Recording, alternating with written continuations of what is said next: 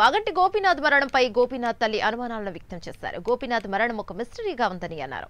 తనను తన మరో కుమారుడు వజ్రనాథ్ ను హాస్పిటల్లోకి రానివ్వద్దని సునీత ఆర్డర్స్ చేశారని గోపీనాథ్ తల్లి తెలిపారు. కేటీఆర్ అమెరికా నుంచి వచ్చిన తర్వాత గోపీనాథ్ మరణ వార్త బయటకు వెలువడిందని తెలిపారు. గోపీనాథ్ అంత్యక్రియలు అంత అర్జెంటుగా చేయాల్సిన అవసరం ఏంటని గోపీనాథ్ తల్లి ప్రశ్నించారు.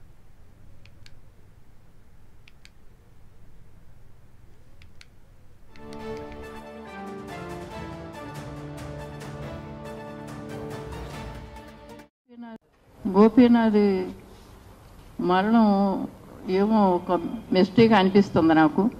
అతను ఇట్లా సిక్లో ఉన్నాడని చెప్పేసి హాస్పిటల్ అడ్మిట్ అయ్యాడని చెప్పి వెళ్తే నేను కానీ నాకు ఇంకో కొడుకు ఉన్నాడు వజ్రనాథ్ అని, అతను కానీ హాస్పిటల్లోకి ఎంటర్ అవ్వకూడదు అన్నటువంటి ఆర్డర్స్ ఒకటి గోపీనాథ్ ఇప్పుడు భార్య అనబడే సునీత ఆర్డర్స్ పాస్ చేసింది.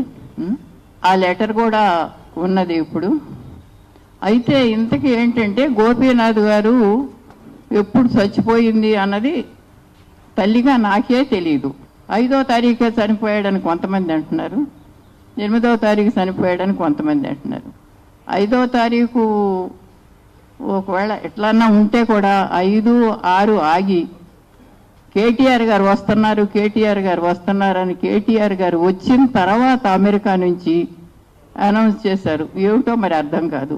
తల్లిగా నాకు కూడా చెప్పకుండా ఎవరో కేటీఆర్ గారి కోసం అంటే రాజకీయాలు ఉంటే ఉండొచ్చు, కానీ తల్లిగా నన్ను ఎందుకు ఎంటర్ అవనివ్వలేదు, ఎందుకు చూడనివ్వలేదు, చూడొద్దని ఎందుకు అన్నారు, అది ఒక ప్రశ్నార్థకంగా మిగిలిపోయింది. అయితే పోరాటం చేసి ఎవరినో బతిమాలి